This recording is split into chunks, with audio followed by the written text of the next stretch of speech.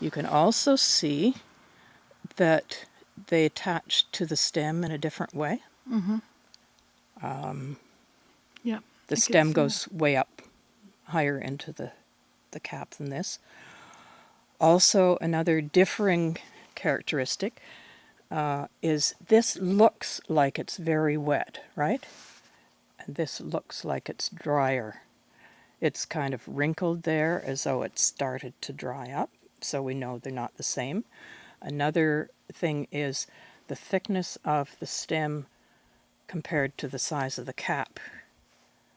This stem is much, much finer to the size of the cap than this one is.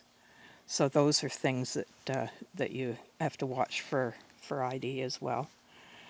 I'm suspecting pretty strongly that this one will be a white spore print, but the gill color doesn't tell you what the spore color is going to be.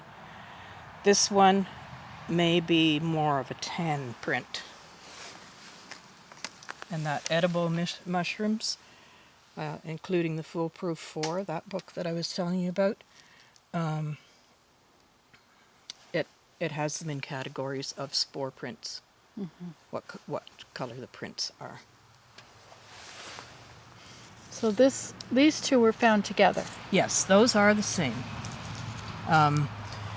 You can tell by the distance apart of the gills. You can tell by the size of the stem to the size of the cap.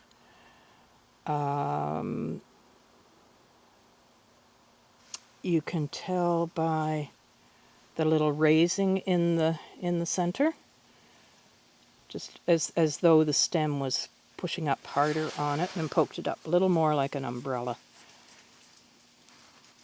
Now, if you wanted to get a spore print of this one, it would be very muddled with the soil that's there, and probably if you tried to wash it, these would break up anyway. But if you can imagine that in reverse, this design in reverse, I'm saying it's probably white spore print. So you would do it on a black or even on a colored one. So when you're doing a spore print, you take the stem out, so this is as flat as it can be, put it on your paper, and if you're really not sure, put it like this on the paper. So if there's any color at all, it'll show on here. If it's a pale enough color, it won't show up on here, but if it's white, it'll show up on this part really well. And a neat thing to do is to put a little fruit nappy or a cereal bowl or something over it to help speed the dropping of the spores. Oh, really? That'll speed it up? Yeah, yeah. Okay. Okay, and now for the creme de la... Oh, no, wait a minute. No, wait, we've got this first. Oh. Is this parchment? No. Oh. Okay, I don't know if your camera will pick it up, but these are definitely pores on the bottom, not gills. Tiny, tiny little holes, right dense to each other. It's moving too much. Yeah. Can't do it. Okay. It has to sit... Maybe set it on the car. Okay. And it won't move at all. I'm wondering if we can get it. Might be able to get it more clearly from this end one. Oh, and also this log was down like this because this is the top of it. Because the pores or the gills are always on the underneath. So we know this was sitting on like this. So if we turn it upside down, set it on the car, and maybe where your shadow isn't. No, the shadow's okay if I don't have any sun. Yeah. As well. Yeah. See if it'll focus.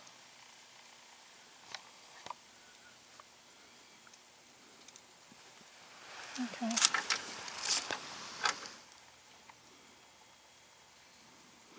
Yes, it's coming. Oh yes, there it's clear. You can see all the little holes. Yeah. Yeah. Oh, isn't that neat to see it so clear like that? Incredible camera. Yeah. And to realize that this is, that this little thing here that we're looking at, that's my finger, is only about an inch wide, maybe an inch and a quarter. And you can't even get it all on the screen when you can get it this close. There you go, yeah. No, if you want to bring it to natural size, went back a bit. Oh. No, too far. Oh, you mean Yeah, to compare. Yeah, that's about the natural size there. And then when you focused in on this as much as smooth part, yeah, look at all those little holes. Wonderful. Huh.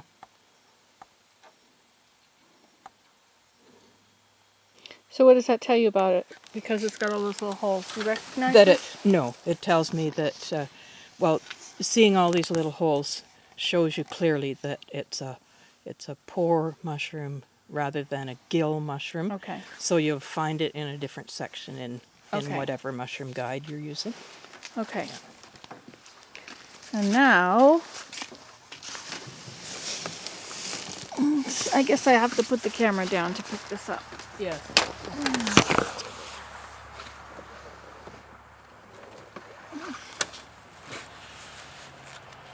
Here, we could put it. Should I put it up here? It'll be close to look at.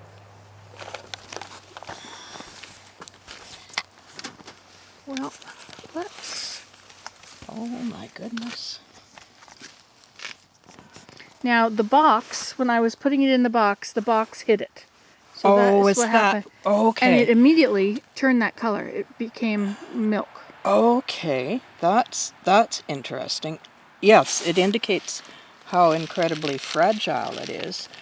How about the bark itself? Would you feel that it was fairly sturdy underneath it? Oh yeah, it was on a stump. It was on a vertical stump. It was Oh, hanging. okay. And so you can see this is right here. Yeah. It was dripping on the tree. It was dripping Oh, onto okay. the stump. So it was this way. Yes. On the stump. This is.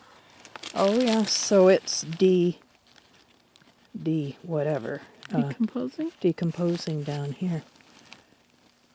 But yeah, incredibly fragile. Practically colorless. And I've never seen this before, and I don't recall seeing a picture of it in the number of mushroom guides that I have.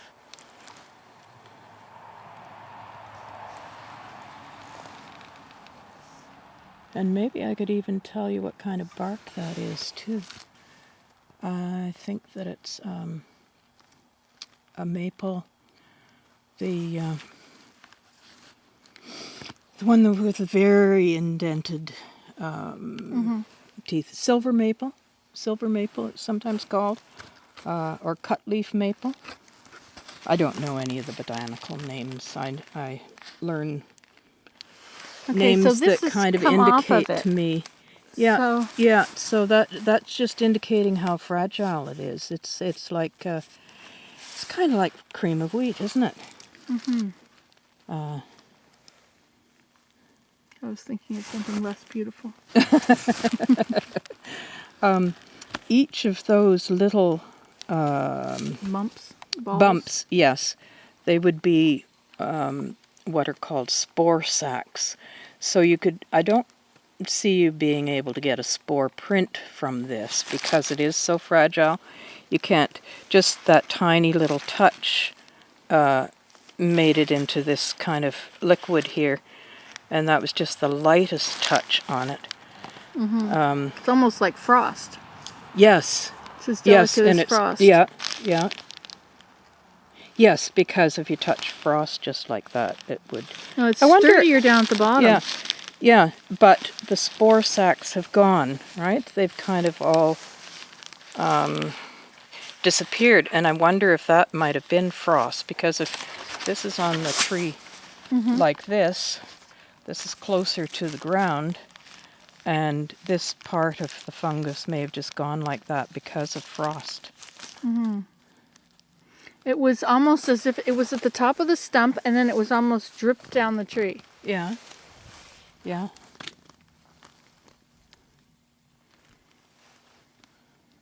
So you don't know what this is either then? No. As I say, I don't think I've ever seen even a picture of it. Oops, gotta go.